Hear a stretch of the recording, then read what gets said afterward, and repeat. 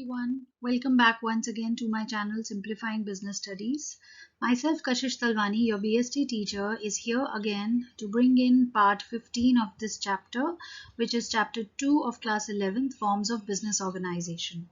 So with this particular lesson, we are going to start joint stock company, which is the fourth type of organization which we are going to study in this chapter. So in this lesson, we will understand the meaning of joint stock company and also we will understand the features. So let us start what we have for you today in this lesson.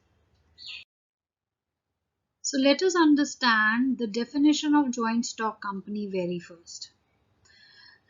By Justice Linde, joint stock company is described this way. Joint stock company is meant as an association of many persons who contributes money or money's worth to a common stock and employ it for some common purpose.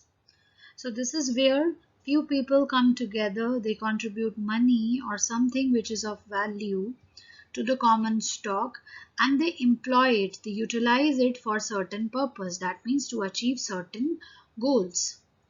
How Professor Haney explains this? Joint stock company is a voluntary association of individuals for profit having a capital divided into transferable shares, the ownership of which is a condition of membership. So here, as Professor Haney explains, joint stock company is an association of individuals who have come together for sharing certain profit, and how they have contributed their capital. They have contributed their capital in form of shares which are transferable. So this is what joint stock company as per these experts.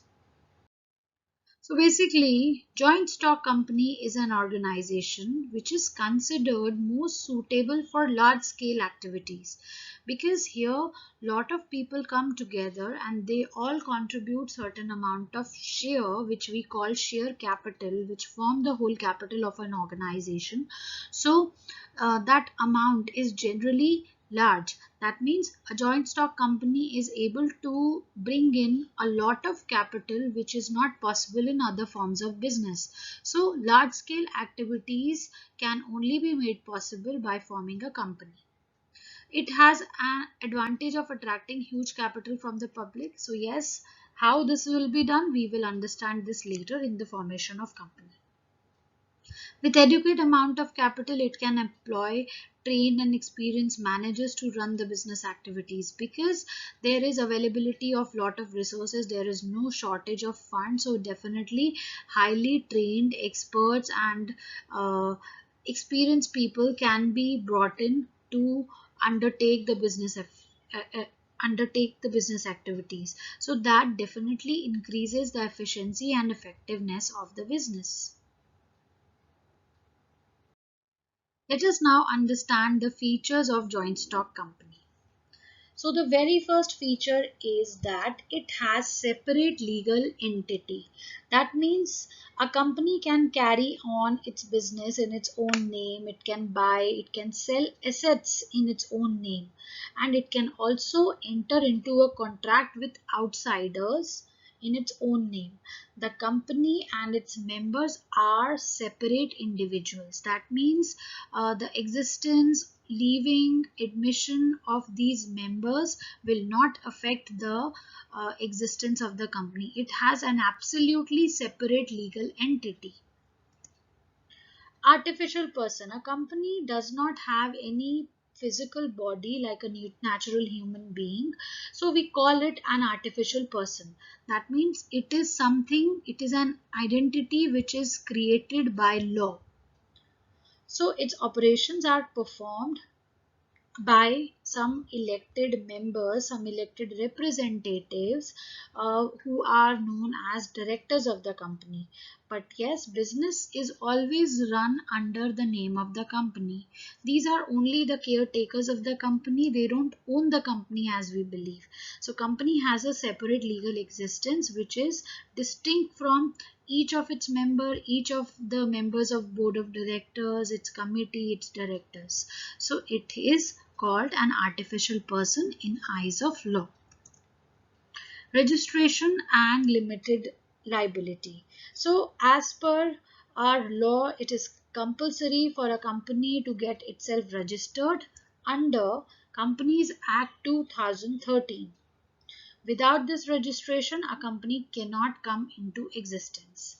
And as far as limited liability is concerned, yes, this kind of organization has limited liability. That means all the members' liability will be up to their share they have invested in the company. For example, if a person has purchased 1000 shares of rupees 100 each, so his liability will only be limited up to rupees 1 lakh which he has invested.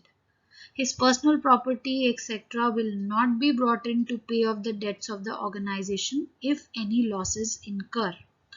Like uh, unlike partnership, joint stock, partnership, HUF and sole proprietorship. Perpetual existence. So perpetual existence means a company has its existence independent from all its members. As we all know, it is one thing which is created by law. Law has only brought it into existence. So the death, insolvency or incapacity of any of the members of the organization will not affect the existence of the company. It will have a foregoing existence until it is dissolved. So the members may come, members may go, but company can stay forever. Life of the company can come to an end only when certain kind of legal procedure is taken care of for winding up or for dissolve the firm.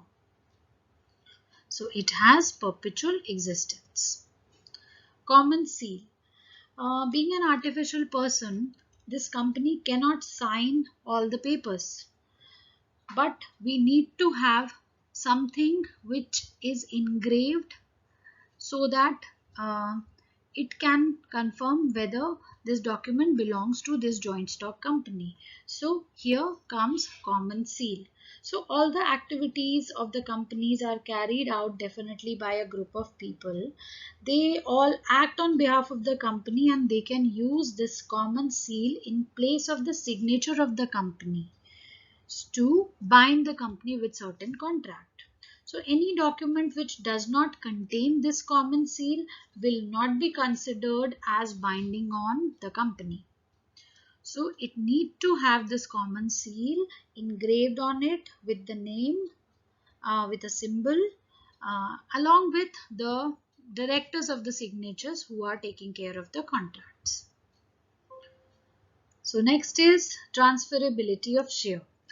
The capital of the company is divided into shares, as I have already told you. The shares of the company are freely transferable by the members. Like for example, if I have bought 100 shares of certain company called ABC Limited, I can sell it anytime without taking anyone's consent. So these shares which are bought in by members of public are easily transferable in an open market. So the shares of the private limited company, but in case of a private limited company, their shares are not easily transferable. In public companies, the shares are easily transferable. Separation of ownership and control is the last feature of joint stock company. What it says is the company form of business is owned by shareholders. So these shareholders elect their representatives who become the director of the company. So directors manage, they control the activities of the company by appointing the appropriate personnel, by appropriate set of staff, which is called personnel also, to work for the company. So there is an absolute separation between the ownership and the control of the company. Owners are the shareholders of the company, but the control is in the hands of directors who are elected representatives of the owners, of the shareholders of the company. So these are the features of joint stock company. I'm sure this content is understandable and is useful to all of you. If you have any comments, any questions, you can always write in the comment box, or you can reach me through this email. Thank you so much for your time. Have a nice day ahead.